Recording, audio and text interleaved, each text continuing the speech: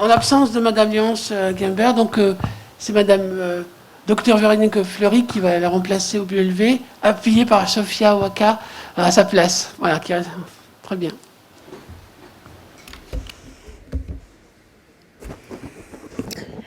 Bonjour à tous. Effectivement, je vous demande beaucoup d'indulgence parce que je remplace sans beaucoup de préparation et je partage notre expérience un peu au pied levé. Mais je suis ravie de la partager ici avec vous, d'autant plus que je parle au nom d'une association qui s'appelle le Comité des familles. Je vais vous en dire deux mots. Et qu'on a un partenariat depuis de longue date avec Migration Santé dont on se réjouit. Donc je suis très contente de partager avec vous notre toute petite expérience et beaucoup plus de questions que de solutions.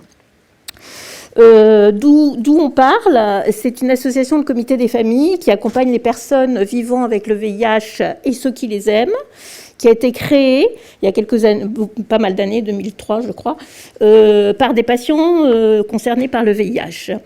Notre ADN, peut-être, c'est essentiellement, je dirais, le fait que les patients sont très, très impliqués, à la fois dans toutes les activités qu'on peut mener. Par exemple, moi, toutes les consultations que je fais, c'est des co-consultations avec des patients concernés. Et la deuxième marque de fabrique, je dirais, c'est la convivialité. Vraiment la lutte contre l'isolement. C'est pas que ça, parce que moi je suis médecin, je coordonne les programmes au sein de cette association, il y a un infirmier, on a 2 médiateurs santé, dont Dorothée Patso qui est dans la salle et qui m'a accompagnée aujourd'hui, et qui s'occupe plus précisément du programme Femmes dont je vais vous parler aujourd'hui. Par rapport à ce sujet, on a vu dans notre file active essentiellement qui est essentiellement concerné par des patients issus de la migration, le problème de violence dans 2 aspects. D'une part, les violences subies au pays, qui occasionnaient parfois la migration, et d'autre part, des violences lors du parcours migratoire. Il y a plusieurs parcours migratoires, mais notamment celui Libye-Italie. Face à ça, depuis ces quelques années, nous, on n'est pas du tout formés, et les professionnels et les médiateurs, on n'est pas spécialement formés sur ce sujet. Et donc, ça nous a vraiment mis en fragilité parce qu'on avait l'impression de ne pas faire notre boulot. Et puis, enfin, en tout cas, ça nous a beaucoup questionnés. Où est-ce que ça se passe ? Ça se passe essentiellement dans le local de l'association. Donc, dans le local de l'association, on a un programme d'accompagnement des personnes au niveau de la santé globale, sur les personnes concernées par le VIH. Et on a un programme particulier qui s'appelle Grande Sœur, Petite Sœur, dont s'occupe spécifiquement Dorothée ici. Et c'est un programme d'accompagnement par les pères dans le cadre de la maternité.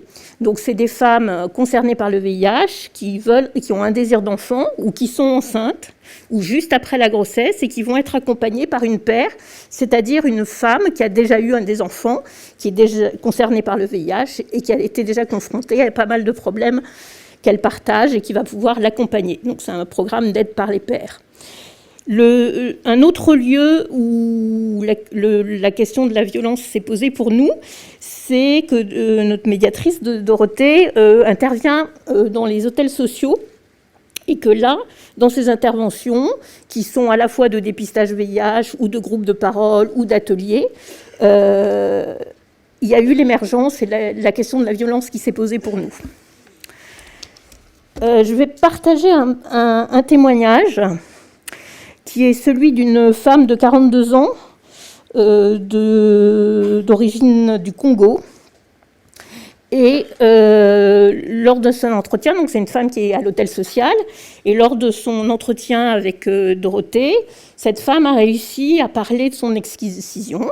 Elles ont évoqué ce sujet. Et puis après, Dorothée a senti qu'il y avait autre chose, mais il y avait c'était formulé trop de honte, elle n'arrivait pas à en parler. Et donc, Dorothée a eu l'idée de dire « Ok, pas en présentiel, et tu m'appelles quand c'est possible ». Et du coup, elle a utilisé une autre manière de rentrer en relation, c'est-à-dire par le téléphone. Et du coup, la personne a pu partager une histoire de viol intrafamilial au pays absolument épouvantable. Et je partage ce témoignage parce que du coup, et je terminerai un petit peu mon exposé là-dessus, tout cet ensemble d'actions nous pose vraiment plusieurs questions. D'abord, c'est comment créer un climat de confiance pour faire émerger cette parole. Donc, ça a été dit à de nombreuses reprises dans la journée, il y a le temps, le facteur temps est énorme, hein, évidemment. Il y a aussi la posture, comment on fait passer l'empathie et le fait qu'on croit la personne, toutes ces choses-là. Il y a aussi quelque chose que je voulais partager avec vous, c'est que, comme je vous l'ai dit, notre association fait beaucoup de convivialité, et notamment l'été, on fait 2 jours en camping. Et notamment là, il y a eu l'émergence de la parole parce qu'il y avait un temps long, parce qu'il y avait du temps informel, convivial, qui brisait un petit peu les postures des uns et des autres. Et du coup, il y a pu avoir l'accompagnement d'une personne en victime de violence, dont la parole n'aurait pas forcément émergé dans des entretiens plus formels. Donc l'informel aussi, nous on s'est dit, c'est un moyen d'eux. Un autre sujet qui nous a beaucoup déstabilisés, c'est qu'on ne se sent toujours pas compétent. On l'est un petit peu plus, on s'est tous formés à la Maison des Femmes, 2 fois même. Mais malgré tout, on ne se sent pas vraiment compétent. Mais c'est quelque chose qui est essentiel pour pouvoir y aller et pouvoir essayer de faire émerger cette parole. En tout cas, nous, c'est les questions qu'on s'est posées.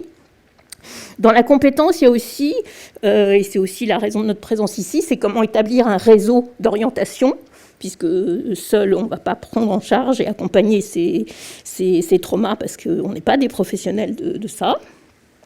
Donc, se sentir compétent. Une autre question qui nous est venue, c'est comment faire émerger aussi l'identification par les personnes des violences quand ce n'est pas des violences physiques.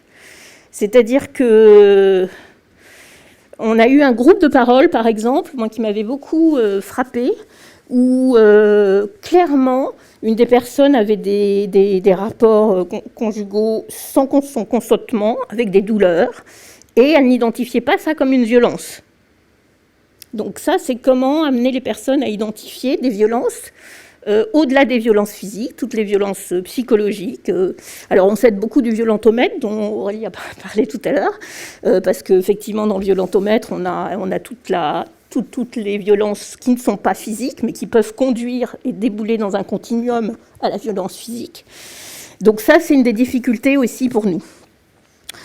Une autre piste que...